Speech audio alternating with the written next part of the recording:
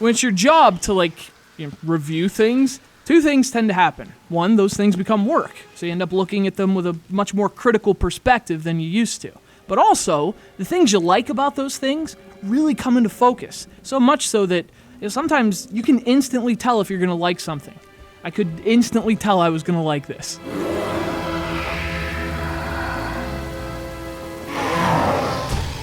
See, if I had to jot down a list of things I personally look for in video games, Rain would have almost every bullet on the paper. It doesn't have bullets, for one, which means it's different for two. It's also sleek, smart, simple. Actually, it's a great example of this amazing third thing that sometimes happens. Sometimes you come across a thing that it just makes you a fan again. And holy crap, am I a fan of Rain.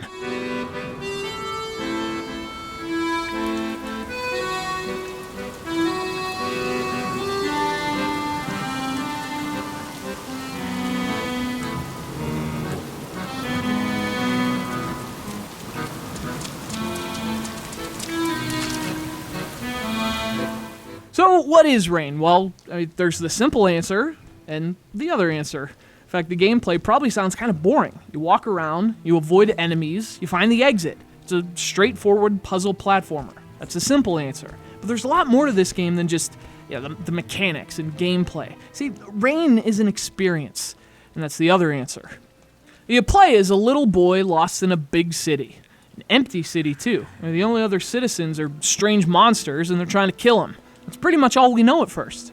Well, that and the fact that he's also invisible, and there's a little girl, and it's raining too. And that's when you start to figure out what Rain is about. It's this interactive adaptation of a childhood nightmare. You're cold, you're lost, and no one can see you.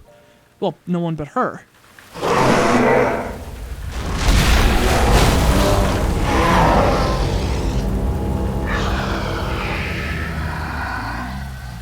Now, in a practical sense, this is a game about water. Everything that happens is dictated in some way by the rain. So, first and foremost, being invisible, you can't really see yourself unless you're standing in the rain. So your first instinct then is get to the rain, right? So you can see what you're doing. Then again, in the rain, they can see what you're doing too.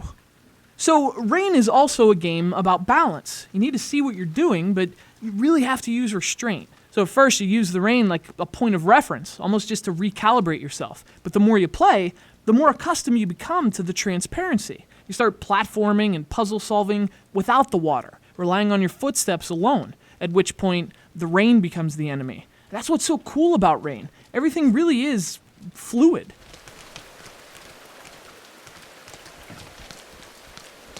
And of course, the little girl plays a central role as well. She's the only sign of life in this place, so the boy's naturally drawn to her. You spend a lot of time trying to reach her, as well as protecting her. A lot of times, you're clearing the way for her, so she can escape those things, whatever they are. Anyway, you really do care about her, and that's due in large part to the game's incredible storytelling and atmosphere. Rain tells a great story, but it does it in a way that's interactive, so you're part of the story, as opposed to like a passive audience just watching some boring cutscene. That's something a lot of games could learn from.